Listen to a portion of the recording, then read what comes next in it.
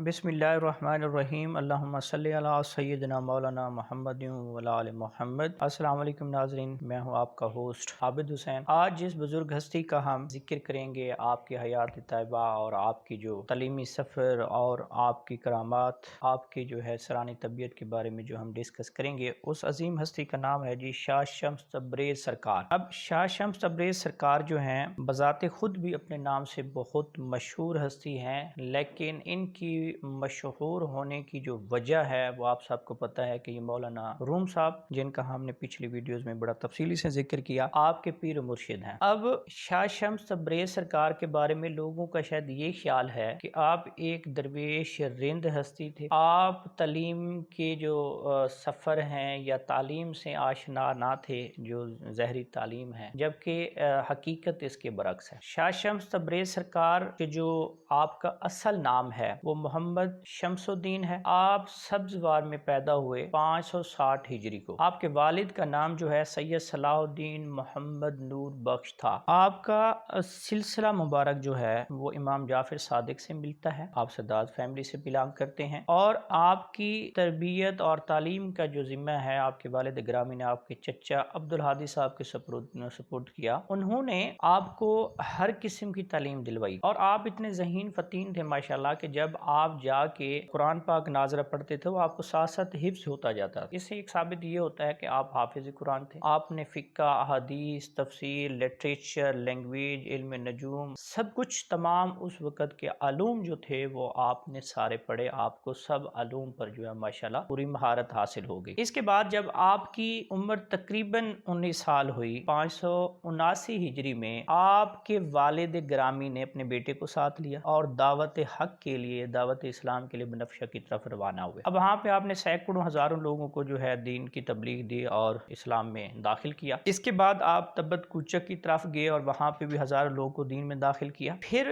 बाप बेटा दोनों, यहाँ पे दो रिवायात मिलती हैं। एक ये है कि तब भी बाप बेटा ने कश्मीर का रुख किया क्योंकि उस वक़्त कश्मीर में जो है लोग सूरज की पूजा करते थे, आग परस्त थे। तो आपने उनको इस्लाम दीन की जो है दावत दी। शुरू में कुछ मुश्किलात है और फिर कुछ लोग जो है इस्लाम में दाखिल होने लगे और फिर जो है उसमें एक कौम थी उस वक़्त, चंगड़ कौम थी, जिसके बारे में ये कहा जाता है कि उन्होंने आपको बहुत मुश्किलात का सामना किया, आपकी मुखालफत की, लेकिन बिल आखिर वो भी जो है दायरा इस्लाम में दाखिल हुए और आपके अकीदतमंद बन गए। अब कुछ रिवायत में आता है कि जब आप बाद में आपने सफ़र किया, आपका ये तरीक़ था कि आप मुख्तलिफ शहरों का सफ़र करते, वहाँ पे जाते और वहाँ पे लोगों को जो है दर्स व तदरीस करते या लोगों को इस्लाम की जो है तबलीग देते और उनको दायरा, जब वो इस्लाम के दायरा में आ जाते, आपकी अकीदत में आ जाते, आप वहाँ से हिजरत फरमा जाते। तो कुछ रिवायत में ये मिलता है कि आप कश्मीर उस दौरान शहरों का, जब मुख्तलिफ शहरों का सफ़र करते थे उस दौरान आप कश्मीर भी गए थे। और ज़्यादा जो किताबों में जो ये रिवायत मिलती है कि आपने जब कश्मीर की तरफ दावत हक के लिए गए थे वो अपने वालिद ग्रामी के साथ गए थे। बहरहाल जब आपने कश्मीर में जो है लोगों को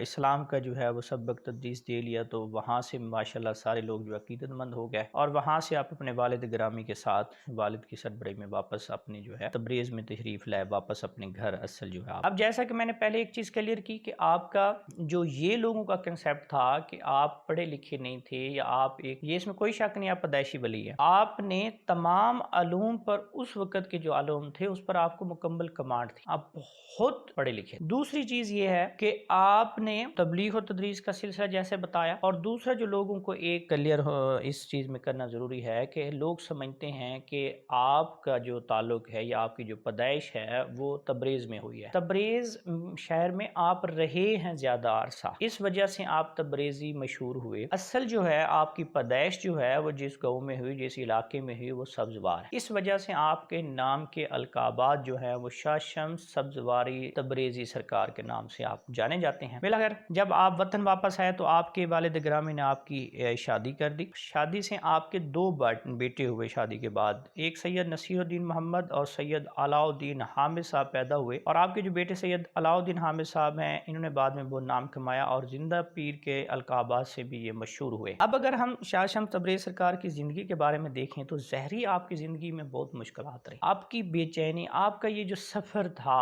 لوگوں کو تبلیغ دینے کا، اور جس ایریا میں بھی جاتے تو اکثر وہاں پہ علماء فقہ جو ہے آپ کے خلاف ہو جاتے۔ اب آپ نے یہ جو تعلیمی سفر مکمل کیا، اس کے بعد آپ بزرگان دین، وہ جو ایک اس وقت کے پیر بنے اور ان لوگوں کی محفل میں بیٹھنا آپ نے شروع کر دیا۔ کچھ عرصے کے بعد آپ وہاں سے فیڈ اپ، آپ کو ایسا لگا کہ جیسے یہ لوگ جو ہے بس پتہ نہیں کون سی دنیا میں رہتے ہیں، آپ نے ان کی محفلیں چھوڑ دی۔ پھر آپ کا یہ کہا جاتا ہے کہ آپ علماء فقہ ان کی محفل میں جا کے بیٹھتے تھے، ان کو سنتے تھے، اور یہ بھی ہمارا ایک طریق ہوتا ہے کہ اگر کوئی بندہ کوئی ایک بات، دو ہم لوگ کھڑے ہوئے ہیں اور ایک بندہ اگر کوئی بات پوچھتا ہے تو دوسرے کو معلوم ہوتا ہے، ہم فی الفور بول پڑتے ہیں کہ اس کا یہ ہے۔ آپ اتنے عالم فاضل، یعنی کہ سارے علوم پر آپ کو جو ہے کمانڈ تھی، لیکن جب بھی کہیں آپ بزرگوں کی محفل میں بیٹھتے تھے آپ نے قطعاً یہ شو نہیں تھا کروایا کہ یہ علوم، یہ سارا کچھ میں جانتا ہوں، آپ ان کو بڑے غور سے سنتے، تو وہاں سے ذخیرہ آپ کا اور بڑا اور مختلف آپ کو تجربات حاصل ہوئے مختلف علماء فقہ، اور جیسا کہ پہلے بزرگوں کی محفل میں آپ بیٹھتے تھے جو اس ٹائم کے بڑے جو ہے درویش ٹائپ لوگ تھے۔ اب پھر ایسا ہوا کہ ایک آپ کی زندگی میں ایک واقعہ آتا ہے کہ آپ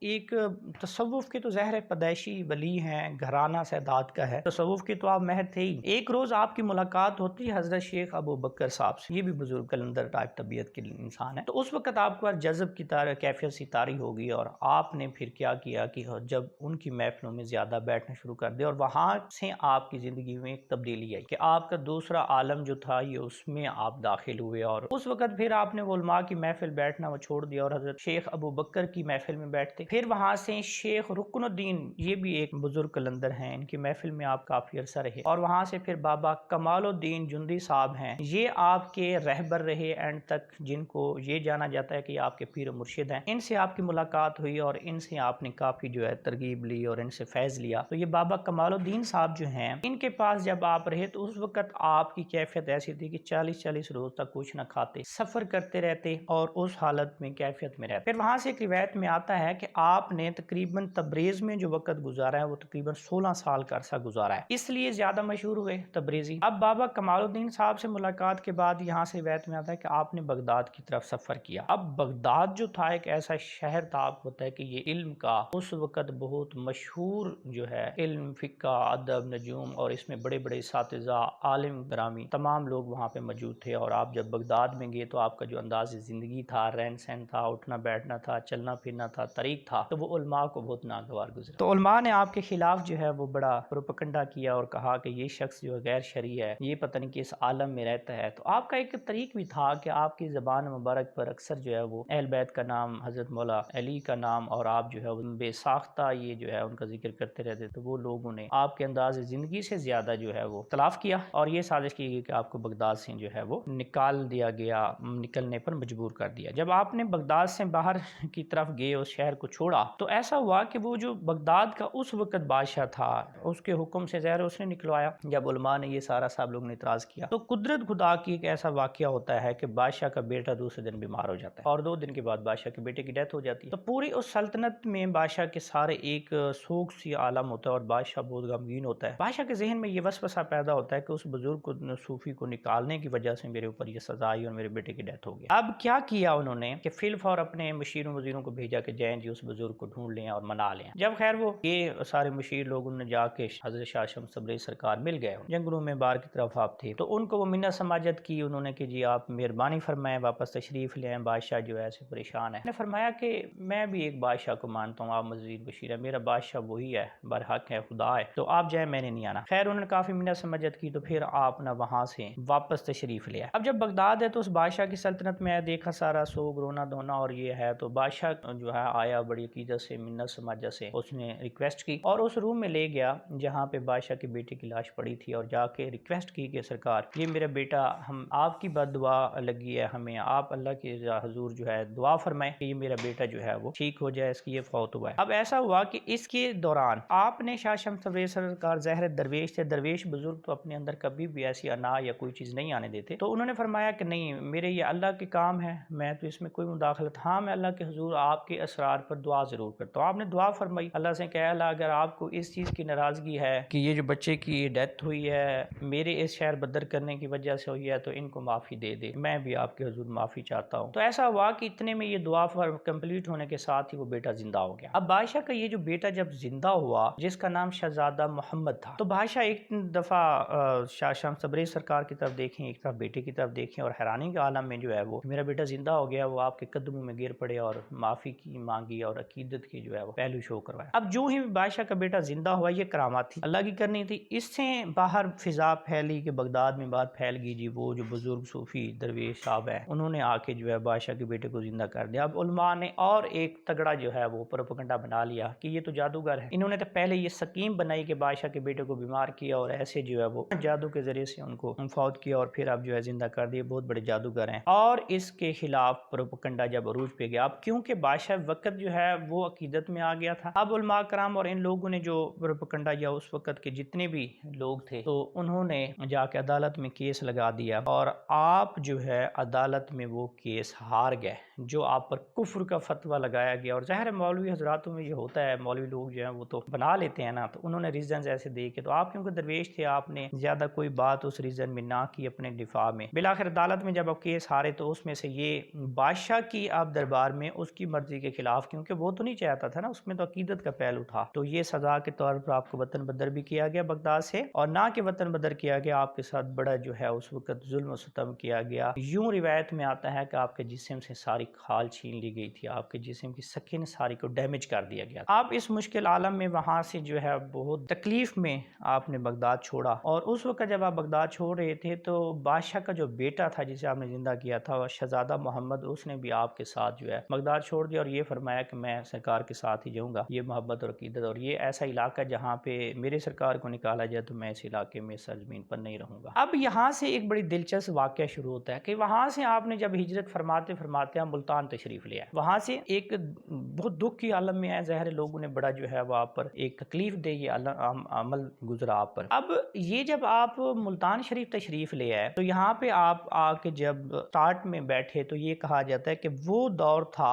حضرت بہاؤالدین زکریا ملتانی سرکار۔ جب آپ ملتان میں آئے تو یہ روایت میں آتا ہے کہ حضرت بہاؤالدین زکریا سرکار نے ایک دودھ کا پیالہ جو ہے وہ حضرت شاہ شمس تبریز سرکار کی خدمت میں بھجوایا اپنے عقیدت مندوں کے ذریعے۔ جب انہوں نے وہ جا کے دودھ کا پیالہ دیا تو شاہ شمس تبریز سرکار وہ پیالہ دیکھا اور انہوں نے مسکرایا اور اس میں گلاب کا پھول ڈال کے واپس بھیج دیا۔ اب جو لوگ اہل نظر تھے، اہل علم تھے، انہوں نے اس کی تشریح اس طرح سے کیا ہے کہ حضرت بہاؤالدین زکریا ملتانی سرکار نے دودھ کا پیالہ بھرا بھیجنے کا مقصد یہ تھا کہ ملتان کی سرزمین اولیاء کی ہے، یہاں پہ پہلے ہی مکمل جو ہے ڈپٹیں لگی ہوئی ہیں، مزید کسی بزرگ صوفی کی یہاں پہ ضرورت نہیں ہے۔ تو شاہ شمس تبریز سرکار نے یہ پھول گلاب کا جو ڈال کے دیا، اس میں آپ نے یہ فرمایا کہ ہم یہاں پہ پرامن طریقے سے رہیں گے، پھول کی طرح رہیں گے، کسی کو کوئی تکلیف نہیں آئے گی۔ بہرحال اللہ کرنی آپ وہاں پہ رہتے رہے تو لوگوں کا پھر وہی تھوڑا سا آپ سے زہری جو حالت دیکھ کے اور آپ کے انداز سے کچھ لوگوں کو اختلافات بھی ہونا شروع ہو گئے، اور ملتان کے اس وقت لوگوں کا زہر ہے، یہ ہسٹری میں بھی آتا ہے، سخت طبیعت لوگ تھے اور اپنی ایک دنیاوی کاموں میں ہر بندہ مگن رہتا تھا۔ اب جب آپ اس زندگی گزارتے رہے ایک دن ایسا ہوا کہ آپ کا وہ خدمت گزار شہزادہ جو ہے محمد بھی آپ کے پاس ہوتا تھا، وہ آپ کو بہت پیارا تھا۔ اب ایک دن آپ کو کسی نے جو ہے وہ گوشت کا ایک ٹکڑا بھجوایا، تو آپ نے شہزادہ محمد کو کہا کہ باہر سے آگ کا بندوبست کریں، یہ گوشت بھوننا ہے اور اس کو کھانا ہے۔ جب شہزادہ محمد باہر گئے تو ان کے ساتھ ظاہر ہے کوئی ایک دو اور بھی عقیدت مند ہوں گے، بہرحال شہزادہ محمد کا ذکر زیادہ آتا ہے۔ جب آپ باہر گئے تو جا کے لوگوں سے آگ مانگی تو کسی نے آگ نہ دی وہ جو ہے گوشت بھوننے کے لیے، یا کسی نے وہ گوشت کا ٹکڑا بھون کے نہ دیا، تو بلکہ ایک دو جگہ ویسا واقعہ ہوا کہ لوگوں نے بہت مارا اور ان کے چہرے پہ بہت زخم آیا، اور تکلیف میں جب واپس آئے تو سرکار نے پوچھا کہ کیا ہوا ہے، کیوں کسی نے آگ نہیں دی؟ تو انہوں نے آ کے پورا واقعہ بتایا کہ یہاں پہ کوئی بھی بندہ میری بات سننے کو تیار نہیں ہوا، آگ نہیں دی اور باتیں بلکہ کرتے ہیں۔ اور جب ان کی شہزادہ محمد کی حالت دیکھی، ان کے چہرے پر جو ہے وہ زخم دیکھے، تو آپ جلال میں آ گئے، بہت غصہ ہوا کیونکہ آپ کو بہت پیارا تھا وہ بیٹا۔ تو آپ باہر گئے اور آپ نے جا کے سورج کو آواز دی کہ میں بھی شمس ہوں، آپ بھی شمس ہیں، آ جائیے میرے جو ہے گوشت کا ٹکڑا مجھے بھون کے دیں۔ تو اتنے میں سورج جو ہے وہ تڑپتا ہوا، ظاہر ہے اس کی شدت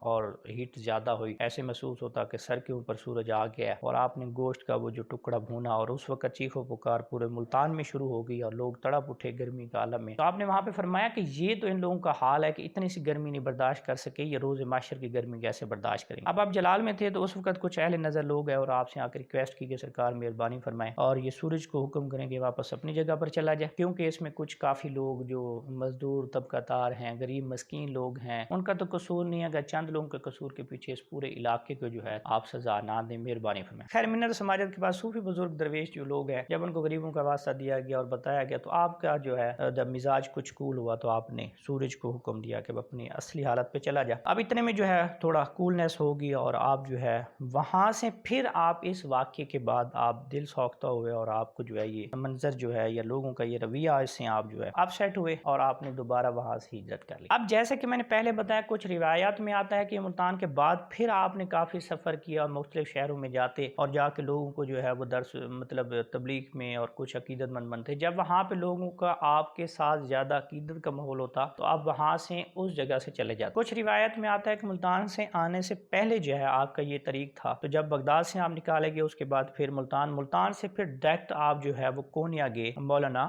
روم صاحب سے آپ کی جو ملاقات کا واقعہ ہے وہ کہا جاتا ہے۔ اب یہاں سے ایک تھوڑا سا پیچھے پھر میں آپ کو لے جاؤں کہ آپ کے جو بابا کمال الدین صاحب تھے جو رہبر تھے، جب آپ ان کے پاس ادھر ان کی محفلوں میں بیٹھتے تھے تو اس وقت میں آپ کی ایک یہ مقام کی میں بات کروں مرتبہ کی، اس ٹائم آپ کی ملاقات بغداد میں ایک شیخ اوحد الدین سے ملاقات ہوئی تھی۔ یہ بھی اس ٹائم کے بہت کافی کلندر بزرگ تھے۔ جب آپ نے ان سے ایک سوال کیا، حضرت اوحد الدین سے سوال کیا کہ آج کل کس مقام پہ ہو، کیا کرتے ہو، انہوں نے بتایا کہ میں پانی کے تشت میں چاند کا مشاہدہ کر رہا ہوں۔ تو شاہ شمس سرکار نے فرمایا کہ اگر آپ کی گردن میں درد نہ ہو تو چاند کا اگر مشاہدہ کرنا ہے تو چاند کے مقام پر جا کے دیکھیں، اسے مشاہدہ کریں۔ اس سے یہ بھی محسوس ہوا کہ شاہ شمس تبریز سرکار اس وقت بھی ان صوفی بزرگ سے اعلیٰ مقام پر تھے۔ بہرحال آپ کی نظر، آپ کا مقام جو ہے وہ بہت اعلیٰ تھا۔ بابا کمال الدین صاحب کی جو رہبری میں جب آپ رہتے تھے اس وقت اس محفل میں شیخ فرخ الدین عراقی صاحب جو ہے، جو کہ حضرت بہاؤالدین زکریا ملتانی کے داماد ہے، اور شیخ شہاب الدین سروردی کے بھانجے بھی ہیں، وہ بھی اس ٹائم بابا کمال الدین صاحب کی جو ہے وہ تربیت میں تھے،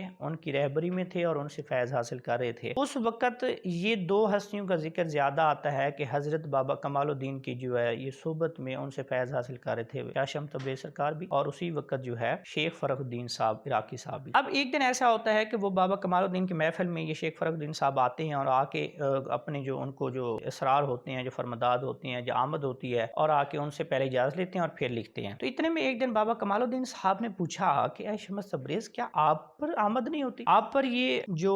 فردات ہیں یا جو یہ اسرار ہیں نہیں ہوتے آپ پر؟ تو انہوں نے فرمایا کہ حضور ہوتے ہیں، لیکن میں ان کو لکھ نہیں پاتا۔ تب بھی کہتے ہیں کہ یہ پیچھے جب حضرت مولانا روم صاحب کا ذکر کر رہے تھے ہم ویڈیوز میں، تب بھی میں نے آپ کو بتایا تھا کہ بابا کمال الدین صاحب جو ہیں، جو آپ کے رہبر تھے، انہوں نے دعا فرمائی تھی کہ اللہ آپ کو ایسا ایک دوست شخص عطا فرمائے۔ وہ یہ واقعہ ہے کہ اس ٹائم آپ نے یہ دعا دی کہ آپ کو اللہ ایک ایسے شخص دوست عطا فرمائے جو آپ کی آمد ہے، آپ کے اندر یہ جو نالج ہے جو آپ یہ فرما رہے ہیں کہ جسے میں لکھ نہیں پاتا، تو وہ اس کو لفظی ایک لفظوں میں جوڑ دے، اس اسرار کو، اس واردات کو جو آپ پر وارد ہوتی ہیں چیزیں، تو اس کو وہ جو ہے ایک لفظوں کی شکل دے سکے آنے والے لوگوں کی رہبری کے لیے۔ وہاں سے بھی یہ دعا تھی۔ اب یہاں سے یہ کہا جاتا ہے کہ ملتان سے جب آپ روانہ ہوئے تو آپ سیدھا جو ہے وہ کونیا پہنچے، روم میں گئے، اور وہاں سے وہ واقعہ آپ کو ہم نے اس ویڈیو میں بھی بتایا تھا کہ آپ کی جو ہے مولانا روم صاحب کے ساتھ ملاقات کیسے ہوئی۔ ظاہری وہ آپ کو پتہ ہے کہ اس میں کتابوں کا واقعہ ہے،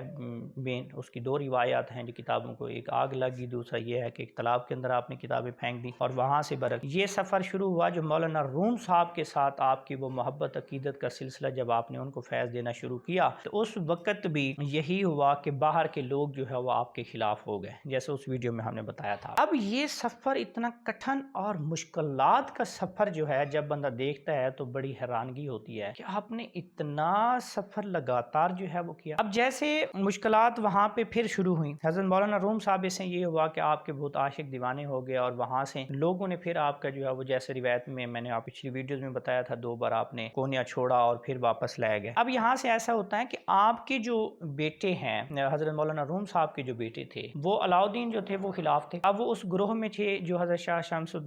حضرت شاہ شمس تبریز سرکار کو پسند نہیں کرتے تھے، تو انہوں نے جب پروپیگنڈا بنایا آپ کی شہادت کا، تو یہ بھی روایت میں آتا ہے کہ مولانا روم صاحب کے ساتھ کمرے میں جا شاہ شمس الدین بیٹھے ہوئے تھے، تو آپ نے فرمایا کہ اب ہمارا وقت ختم ہو گیا ہے اور یہاں پہ لوگ سازش کرنا چاہ رہے ہیں آپ کے مریدین کے مجھے قتل کی۔ تو آپ مولانا روم صاحب نے فرمایا کہ میرے ہوتے ہوئے سرکار ایسا کیسے ممکن ہو سکتا ہے، آپ کو کوئی کچھ نہیں کر سکتا۔ تو کہتے ہیں کہ اتنے میں باہر باہر سے آوازیں آئیں آپ کو بلانے کی، آپ باہر نکلے، تو وہاں سے باہر جب نکلے تو آپ پر حملہ کیا گیا۔ حملہ کرنے کے بعد کہتے ہیں آپ نے ایک ایسی زوردار آواز دی، یہ روایات میں ہے کچھ، کہ اس سے وہ جو لوگ اس ٹائم آپ پر حملہ آور ہوئے تھے 7 لوگ تھے، جس میں مولانا روم صاحب کے بیٹے بھی تھے، وہ سارے بے ہوش ہو گئے۔ تو مولانا روم صاحب نے وہ زوردار شاہ شمس تبریز سرکار کی آواز جب سنی تو اس سے آپ دوڑے، جب کمرے سے باہر گئے تو آپ نے دیکھا کہ وہاں پہ چند خون کے جو ہے قطرے گرے ہوئے تھے، جیسے پتہ لگتا تھا کہ یہاں پہ، اور وہ 7 لوگ بھی ہوش پڑے ہیں۔ تو وہاں سے آپ کو یہ معلوم ہوا کہ وہ آواز بھی آپ کے ذہن میں آئی کہ شاہ شمس تبریز سرکار نے مجھے فرمایا کہ اب ہمارا وقت ختم ہوا چاہتا ہے اور لوگ ہمیں جو ہے وہ قتل کی سازش کر رہے ہیں۔ تو اس ٹائم آپ نے بیٹے کو بھی دیکھا، تو آپ جو ہے ان کو بے ہوش دیکھا، تو وہاں سے آپ کو یہ محسوس ہوا کہ میرے پیر و مرشد کو جو ہے وہ شہید کر دیا گیا۔ اب آپ پھر اور غم کی حالت میں چلے گئے مولانا روم صاحب۔ اب پھر روایت میں آتا ہے کہ وہ جب بیٹا آپ کا جو علاؤالدین تھا، جس نے یہ سازش میں شامل تھا، ان کو آپ نے جو ہے بڑی ناراضگی کا اظہار کیا، اس کو گھر سے نکال دیا، بے دخل کر دیا، آپ اسے بولتے نہیں تھے۔ پھر وہ بہت بڑی بیماری میں مبتلا ہو گیا۔ اب یہ کافی مستند جو بکس میں آتا ہے کہ وہ بیمار رہا، مولانا روم صاحب سے بڑی معافی التجا کی، لیکن ظاہر ہے ان کے پیر و مرشد کے جو ہے وہ قتل کی سازش میں تھے، تو مولانا روم صاحب نے ان کو معاف نہ فرمایا، اور حتیٰ کہ یہ ہے کہ جب ان کے بیٹے کی ڈیتھ ہوئی تو آپ ان کے جنازے میں بھی نہ گئے، اور یہ سخت ناراضگی کا اظہار کیا کہ آپ نے میرے پیر و مرشد کی جو ہے وہ موت ہے، شہادت ہے، اس میں آپ ملوث۔ اب ایک روایت میں یہ آتا ہے کہ جب مولانا روم صاحب اندر بیٹھے رہتے تھے، غمزدہ اس حالت میں تھے، تو ایسا ہوا کہ کچھ ان کو آواز آئی کہ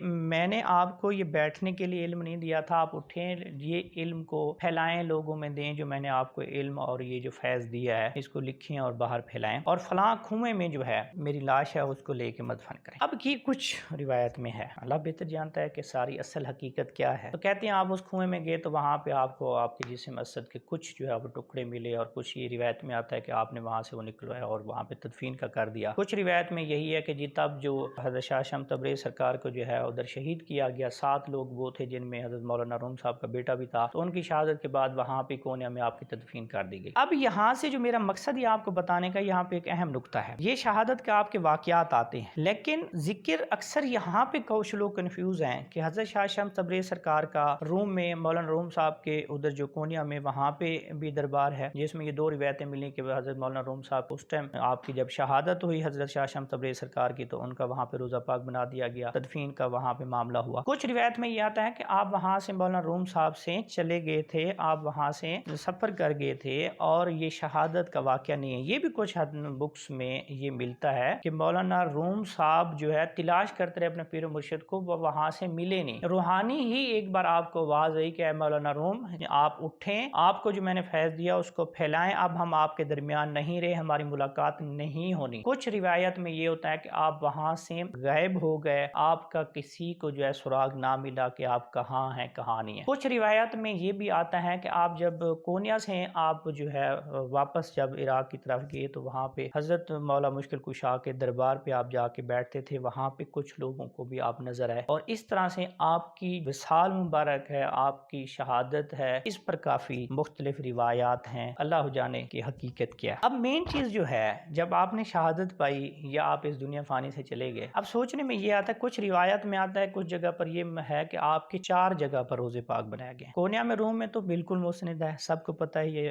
حضرت شاہ شمس تبریز سرکار کا روضہ ہے۔ ملتان میں جو شاہ شمس تبریز سرکار کا روضہ ہے، یہاں پہ لوگوں میں یہ کنفلکٹ ہے، میں بھی پہلے شاید ایسے سمجھتا تھا کہ یہ شاہ شمس جو سبزواری ہیں، اصل یہ ایک ہی ہستی میں جتنے بھی بکس پڑھیں، جتنا بھی اس کا مطالعہ کریں، ایک ہی ہستی کا ذکر آتا ہے، شاہ شمس تبریز سبزواری ایک ہی ہیں، کیونکہ آپ کی پیدائش سبزار میں ہوئی تھی، میں نے جیسے کہ بتایا، اس لیے آپ کو سبزواری، پھر آپ 16 سال تبریز میں رہے، اس لیے آپ کو تبریزی سرکار کہا جاتا ہے۔ تو اصل جب آپ ملتان سے یہاں سے تشریف لے گیا، اس وقت کے جو عقیدت مند ہیں، کچھ روایت میں آتا ہے جی یہ اب ایک کھڑی بات بھی ہو سکتی ہے، حقیقت بھی ہو سکتی ہے، کہ ایک جو آپ کا بہت بڑا عقیدت مند تھا، اس کو حکم ہوا کہ میرا یہاں پہ جو ہے یہ دیرہ ہے، تو آپ اس پہ جو ہے یہاں پہ روزہ بنا لیں، تو وہ یہ جو آپ کا مقبرہ ہے، یہ جو روزہ ہے، یہ علامتی ہے، آپ کا یہاں پہ جسے مسجد یا آپ کا یہاں پہ وصال یا یہاں پہ جنازہ یا تدفین کا جو ہے کہیں بھی نہیں ملتی روایت۔ تو اس وقت کے عقیدت مندوں نے یہ جو ہے ملتان میں آپ کا روزہ پاک بنا دیا شاہ شمس تبریز سرکار کا، اللہ بہتر جانے، یہ ہسٹری کی روایت ہم بتا رہے ہیں، ویسے تو یہ بزرگ ہستی جو ہیں ان کا مقام اللہ ہی بہتر جانتا ہے، اور یہ بہت بڑے عہدوں پر فائز ہوتی ہیں، اور ایسی ہستیاں در پردہ تو ہو جاتی ہیں، لیکن ان کا روحانی دبدبہ اور وہ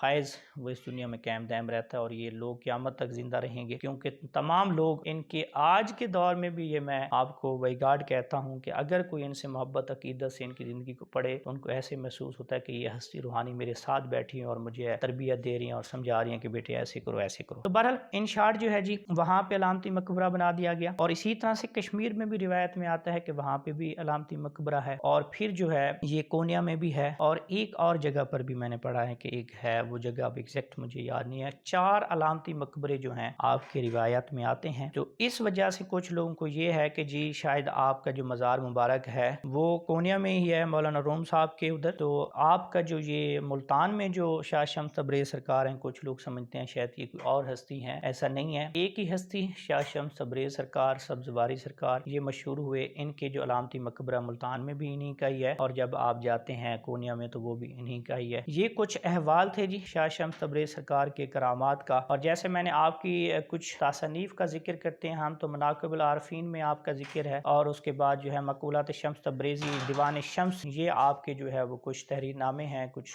کتابوں کا حوالہ ہے جی۔ اس کے بعد آپ کی عمر کا جیسے میں نے آپ کو بتایا کہ اگر یہ جو عیسوی کے لحاظ سے دیکھیں تو 1185 عیسوی میں آپ کی پیدائش ہوئی تھی، جس کو 560 ہجری کا ہم نے نام دیا، اور 1248 عیسوی کو آپ نے اس دنیا فانی سے پردہ فرما گیا۔ ٹھیک ہے جی، یہ آپ زندگی کے جو ہے وہ سفر تھا جی، اور باقی اللہ پاک آپ سب کا حامی و ناصر ہو۔ میرا بھی امید کرتا ہوں یہ ویڈیو آپ کو پسند آئی ہوگی، اس کو لائک کریں، چینل کو سبسکرائب کریں اور کمنٹ ضرور کیجیے گا۔ اللہ آپ سب کا حامی و ناصر ہو۔